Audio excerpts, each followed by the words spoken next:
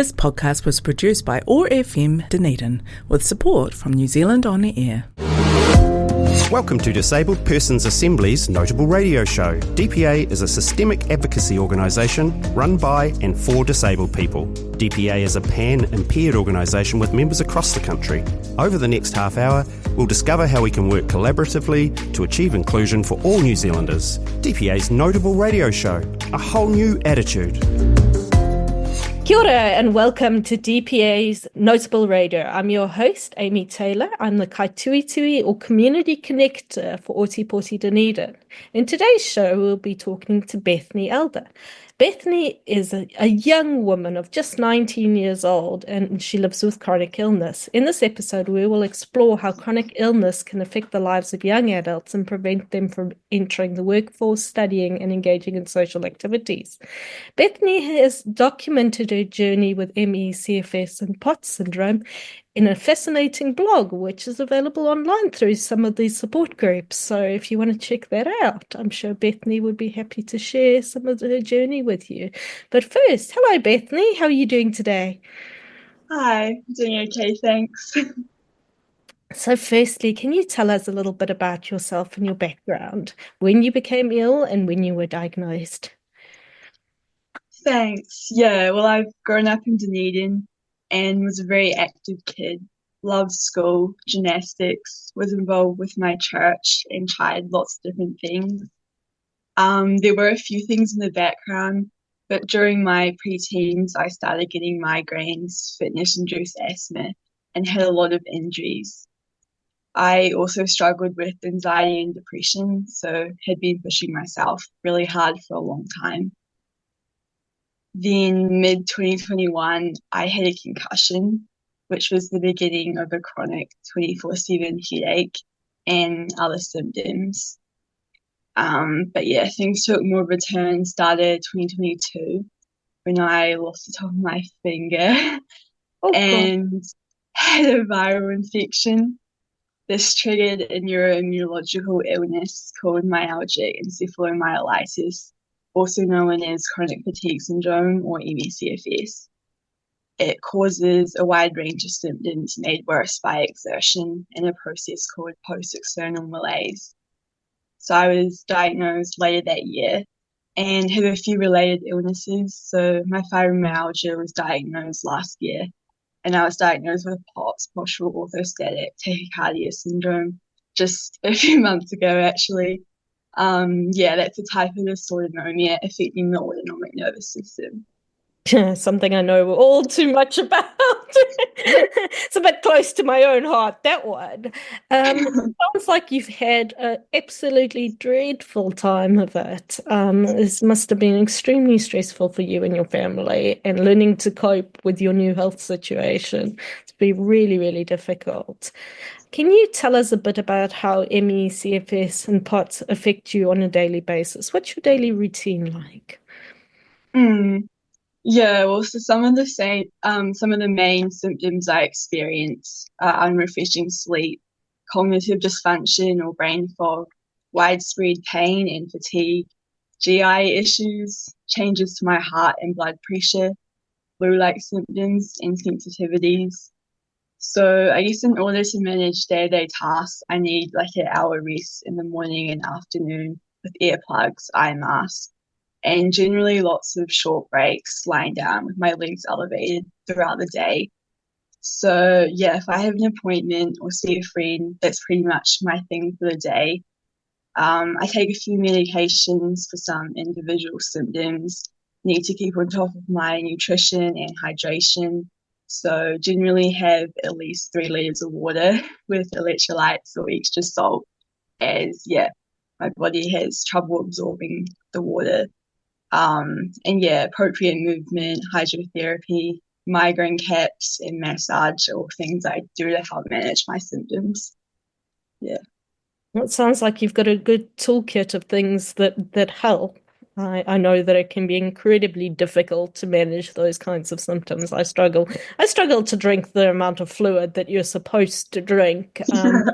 I use electrolyte drinks, and I very seldom get anywhere near the 3 liters because it just is a huge amount of liquid. Yeah. So yeah, it can be tricky for sure managing these symptoms, and you know what you've got to do, but sometimes actually the doing is really can be quite hard.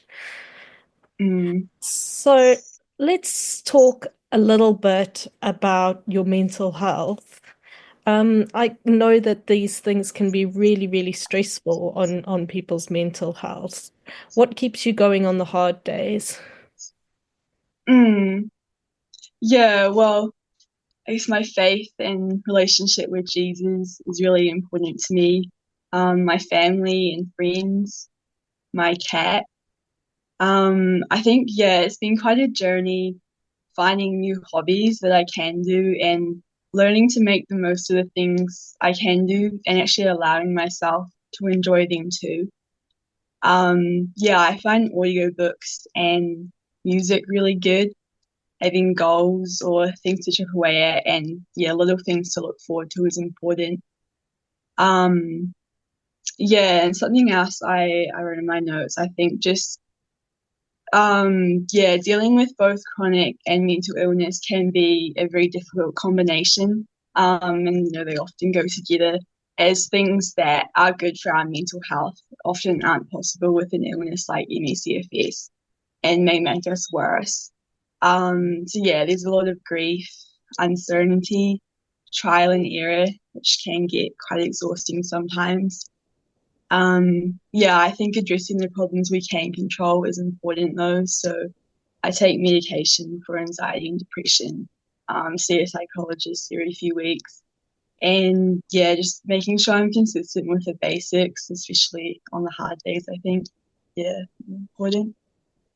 Yeah, I think that's very valid. One of the things that I always used to do for my mental health was go for a walk. And it sounds so simple, but I can't really do that anymore. And that's really, yeah, that it feels like some of the outlets are gone, and that can be really Mm, stressful. And that it seems to be reflected in what you're trying to say as well, is that actually some of the things that you would have otherwise done that to help your mental health are just not possible.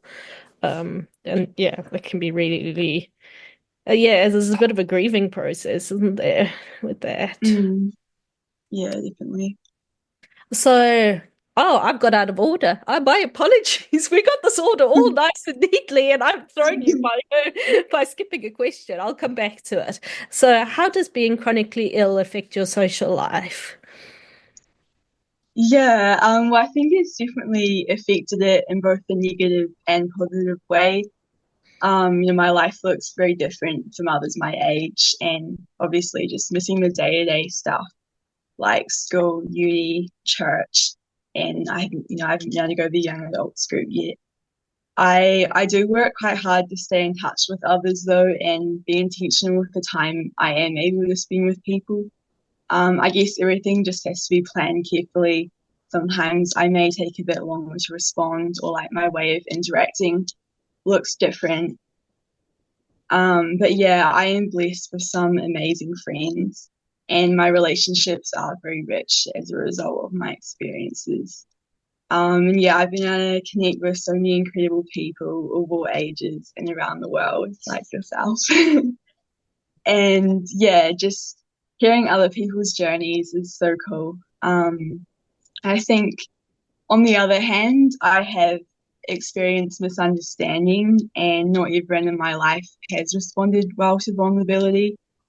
I think my experiences have definitely shaped my values and motivated me to use my voice and given me a strong desire to want other people to feel seen and validated because, you know, when I see other people going through what I went through in silence, yeah, it just breaks my heart. So, Yeah, I think that really does actually touch me because I feel like I can feel like I can relate to that really well. It's actually sort of being disabled and chronically ill opens doors in odd ways to people and communities that you may not have had access to previously. And I've met people of all ages. I mean, I I'm almost twice your age. I don't suppose that we would have had much to do with each other under other circumstances, but actually to learn to sort of this intergenerational communication and relationships is something when you've got different common ground, like chronic illness can be common ground, that would allows you to actually be able to build these relationships. And I think that that in a way is really special and something that I do appreciate. But as you say, on the other hand, other side of the coin is that the people that previously were extremely important and really close to you sometimes don't actually have a particularly good understanding, especially if you look pretty normal or typical on the outside. They can't necessarily see what's going on for you and what happens behind closed doors. And that can be really tricky. It's a very hard thing to explain to people that you love and care about that you are actually very ill. Yeah, it's complicated. Mm. So, well, let's talk about a bit about supports and services. What supports and services have been available for you as a very young, chronically ill woman? Mm. Well, yeah, I am fortunate to have good support from family and friends. But I think, like, as a 16-year-old, we didn't really have any support. Unfortunately, there aren't really any specialists for any CFS, and you get passed around a lot. And I think being in between pediatrics and the adult system can also be a tricky age, I think, as well. Over time, though, I have made more connections and some of my own resources too, which has been good. So the total mobility card scheme is great. This has given me independence and freedom to book all of my appointments and enjoy outings when I can. I was enrolled in health school for a few years and they were amazing, really lovely and supportive during, yeah, what was an incredibly difficult period of my life. Um, I do also just want to point out, though, that there are a lot of people that may not be eligible for health school. Maybe on the outside, they're able to manage school, function, and achieve well, but are really struggling. And yeah, this was me 14, 15. So I really emphasize with anyone that's in that space too. Um, yeah, more recently, I've started horse riding at Riding for Disabled. And yeah, really enjoying that. It's just such a nice environment. And online music therapy sessions with a US organization called Melodic Caring. I also meet with a support worker from CBCT every few weeks or month. We just, yeah, go for a walk, chat. Well, sorry, not for a walk, go for a drive. Um, chat, have a change of scenery and some social contact in my day. I'm part of a lot of online support groups and help to run one for teens and young adults. I was chatting to a friend last year and we felt there was a gap in the support for our age group. So yeah, we wanted to create a space to be able to connect with others. So I think it's a very isolating and invisible illness at any age. But I do think there are some unique challenges that come as a young person. And just to show others they're not alone can be really powerful. Mm. Yeah, I can certainly connect with that. I mean, if I think back to when I was your age, I was quite well. So what did we do? We went to university and we partied hard. And it was almost felt like it was a bit of a rite of passage. And if I had been as unwell as I am now at that time, I don't know how that would have been for me with social connections and the like. I mean, it's a very challenging time in your life for anybody because your lives are changing so dramatically. The transition from full-time education into whatever else you want to be doing with your life is a big change, and it's a huge mental health burden to make that change. I mean, in a way, Mm. sleep kind of like sets out your daily routine for you. And once school is gone, or if you can't manage school, it does really, really complicate things. And so I take my hat off to you for connecting so much with other people and with other groups and doing all the online work that you have been doing to actually connect with other young people and make sure that they don't feel isolated. Giving other people that connection and that support is wonderful work, and congratulations for that. I'm very proud of you because that makes a huge difference to other young people's lives so that they don't feel so isolated. So this really hard part of their lives, they have some comfort and support. So it's wonderful work, Bethany. So now, medical professionals. This is always a difficult question for people with chronic illness because our experience with medical professionals can be anything from brilliant to fairly dire. So, what has been your personal experiences with the attitudes of medical professionals? Yeah, as you say, I've definitely had a range of experiences. Um, and yeah, I think if I was to share like what is helpful or how I'd like to be treated, communication, humility, and empathy are absolutely crucial. Never underestimate the power of I believe you and your symptoms are real.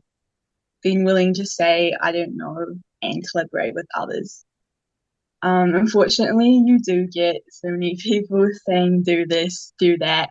I'm 100% confident that this is the answer. It works for everyone else. You have to be fully committed or it won't work. And this can be so harmful.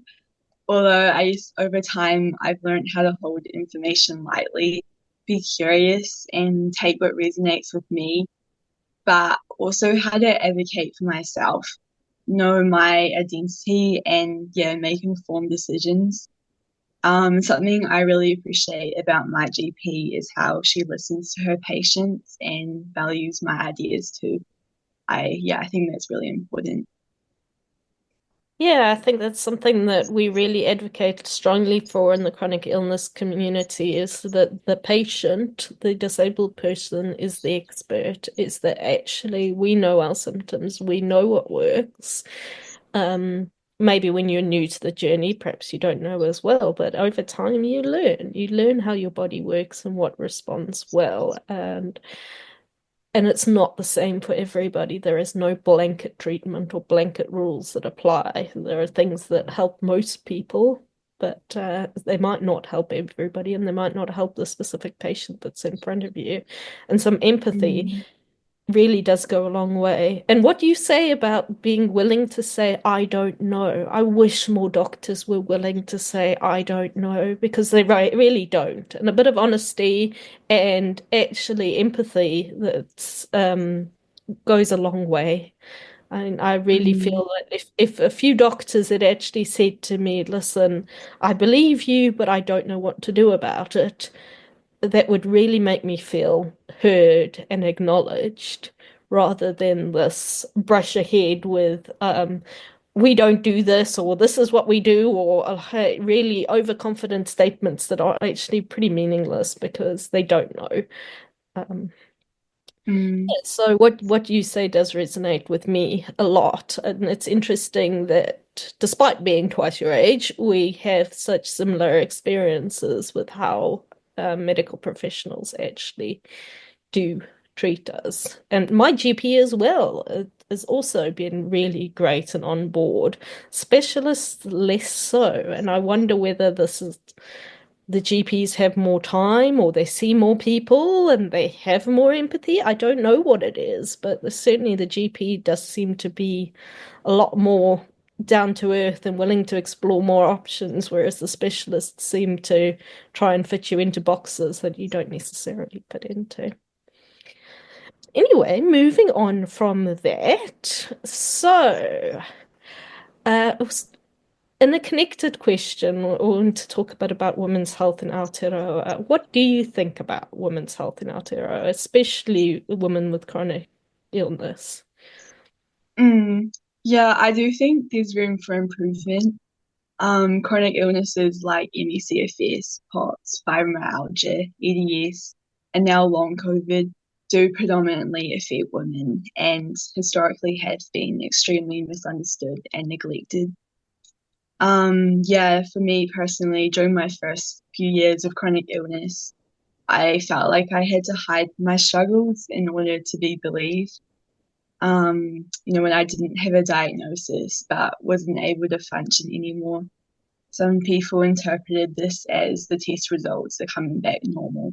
Therefore, there's nothing medically wrong with you. Maybe you should push yourself harder. Or assumptions were made based on my mental health history as well, which I think is, quite a big issue for a lot of people. I had to see a private doctor in order to get a diagnosis and was declined from the mental health system. So also had to fund that privately. And this isn't accessible for everyone. And we see this even more so in minority groups. I don't think our society or systems are set up for anything that doesn't have a quick fix or goes on for a long time. So I think these illnesses go mostly undiagnosed, or for many people, it takes years and many appointments, many specialists and doctors to receive any support. Yeah. Yeah, it's really interesting that you say that. I kind of felt this way yesterday, and I took the kids to the doctor, and the doctor listened to their chests and did all the observations, and he's like, they've both got bronchitis, which was not great. But here's some antibiotics, they'll be fine in a few days. And it's like, okay, they're not very well, but this is something that we can do something about. And it just felt in such contrast to my experience, where it's try this drug, it may or may not help you, and if not, we'll try this other drug, and it goes on and on and on. It's kind of interesting.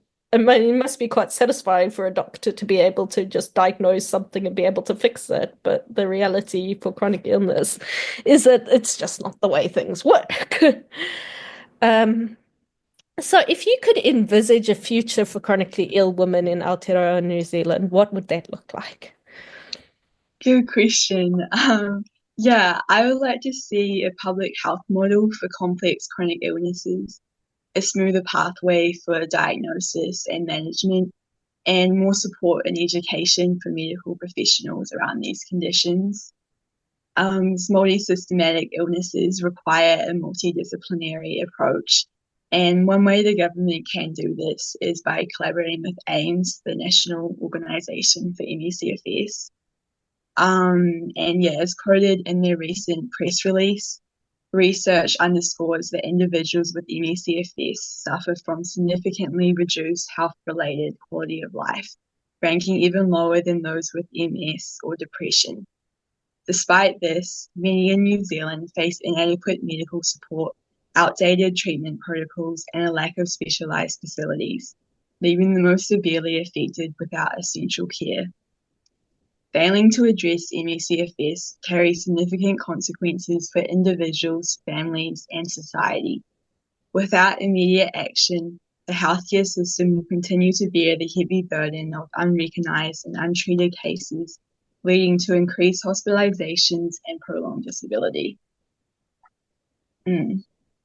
Wow, that's pretty deep. It's very hard because when you live with it every day, I mean, I don't have ME/CFS, I have POTS syndrome, or I've never been diagnosed with ME/CFS. I certainly get very tired, but that could be POTS syndrome as well. All these things are pretty interconnected. But when you think about how so many women are living with these diseases that are so limiting, and we just don't have a system for helping people. That's really, really stressful. So Domi at the radio station has just given me the heads up that we're just about out of time, Bethany. So we'll leave that last question and we'll just say wonderful, wonderful to talk to you.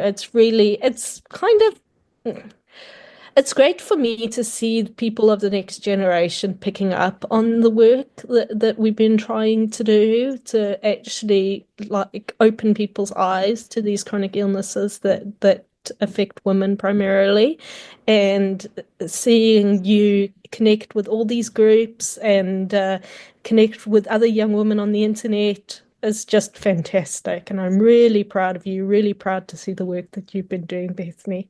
So kia kaha, stay strong, and thank you very much for talking to us today. Thanks so much for having me. Disabled Persons Assembly is Aotearoa, New Zealand's first pan-disability national organisation, providing system-level advocacy for all disabled people. Membership is free for individuals. If you'd like to know more, visit our national website at www.dpa.org.nz or contact your local kaituitui or community connector, Amy Taylor, at kaituitui.otipoti@dpa.org.nz. Disabled Persons Assembly, a whole new attitude. This podcast was produced by OAR FM Dunedin with support from New Zealand On the Air.